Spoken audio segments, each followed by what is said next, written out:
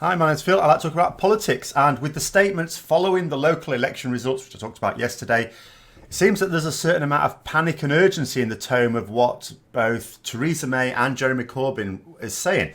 Theresa May, a Remainer of course, but in charge of a Brexit party, who probably believes that her party will split if the UK doesn't leave the EU, said that the results demonstrated that the public are punishing her for not getting the deal done, even though the people who switched to anti-Brexit parties. And Jeremy Corbyn, who is a guy who does want the UK to leave the EU, but just can't say so because he's in charge of a party that doesn't want that, he's also trying to show how different Labour is from the Conservatives by saying exactly the same thing as the Conservatives. So here's a couple of quotes, for example. Quote one was, "There was a simple message from yesterday's elections. Just get on and deliver Brexit." Another quote, "I think it means there's a huge impetus on every MP that an arrangement has to be made, a deal has to be done." Those are two quotes, one from Jeremy Corbyn, one from Theresa May, but which is which? If you didn't know, you wouldn't know, would you? But both know that the results were not saying that at all. Parties backing a public vote made all the gains. After the marches in London and the millions who signed the Article 50 petition, there is now momentum towards remaining within the EU in terms of the will of the people. But for the two leaders now who, for differing reasons, desperately want us to leave, they probably feel it's now or never. This is why the newspapers yesterday were trumpeting quotes about a deal between the Conservatives and Labour being nearly there and should be announced soon. I can't see that still. Apart from anything else, Theresa May can't offer the customs union without a full-scale revolt in her party, even though she suggested she'd done just that in a newspaper. And Corbyn can't accept anything that doesn't include a public vote without a similar response from his party as well. If anything, it could actually be even messier for Labour. Theresa May is going anyway. Quite when that is still unclear, but it'll surely be this year. Jeremy Corbyn has plans to lead Labour for the foreseeable future, as far as I can tell. Many Labour MPs have said they will not support any Brexit deal that doesn't come with a public vote.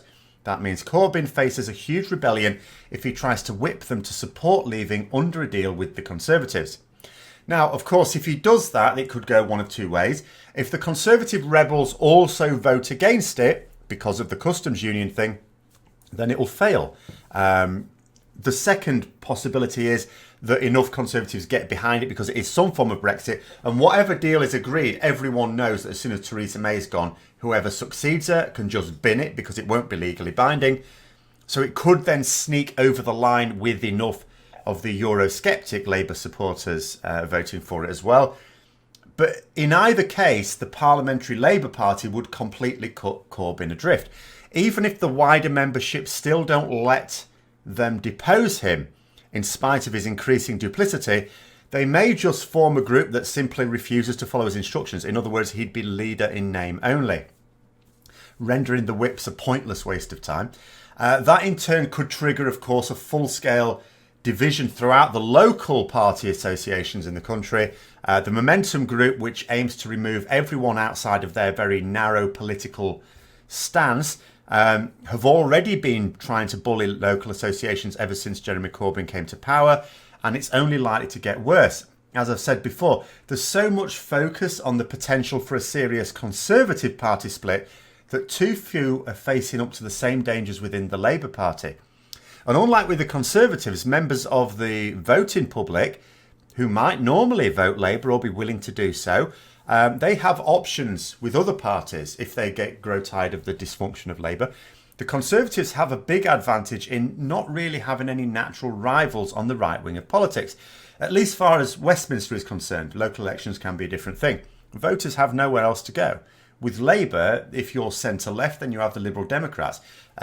Whatever you are, you'd have the Green Party, potentially the SNP or Plaid Cymru, depending on where you live as well. But anyway, back to those supposed talks between the Conservatives and the Labour on this Brexit deal that Theresa May and Jeremy Corbyn are now pursuing with some urgency.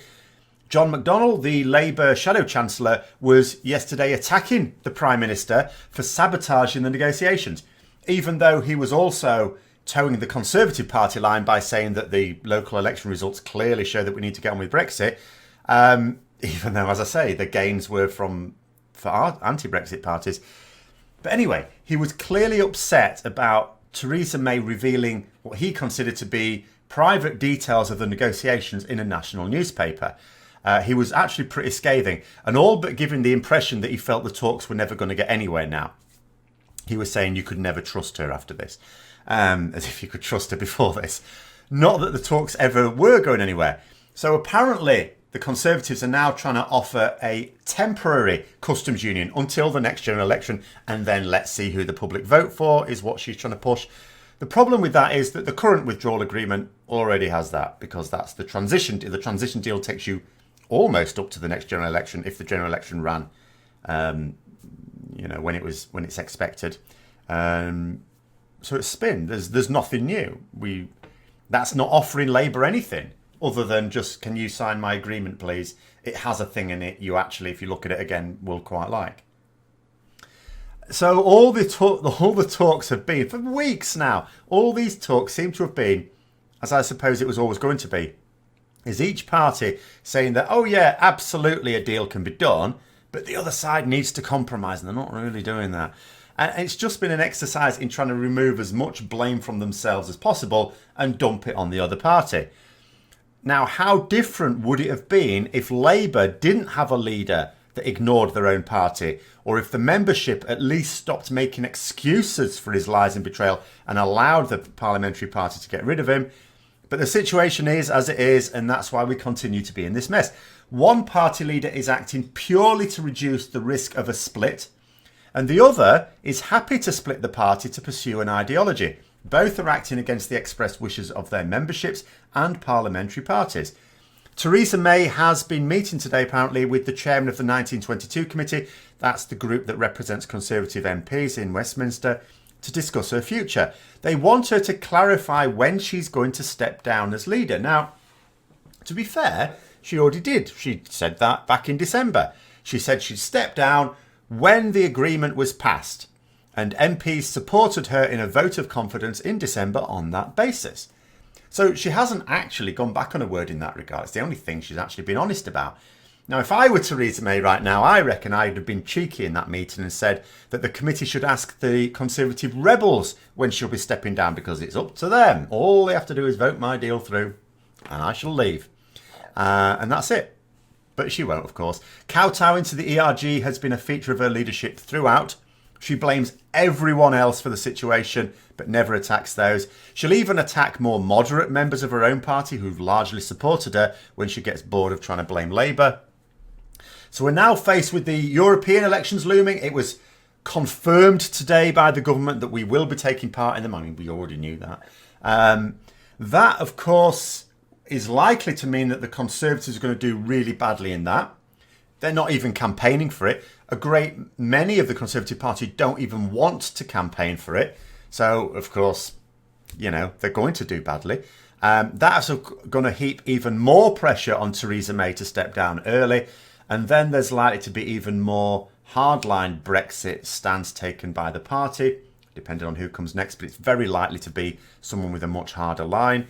And as for Labour and Jeremy Corbyn, if he has the nerve to say that a shift towards anti-Brexit parties in the local elections is the public telling him to leave the EU, then imagine what he's going to say when he fouls up the European elections and the Brexit party are unleashed.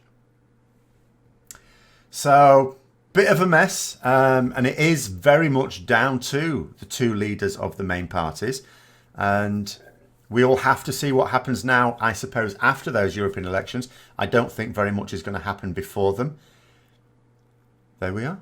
I hope you found the video interesting. If you did, don't forget to click the like button, subscribe for further content, click the bell notification as well, and until next time, I'll see you later.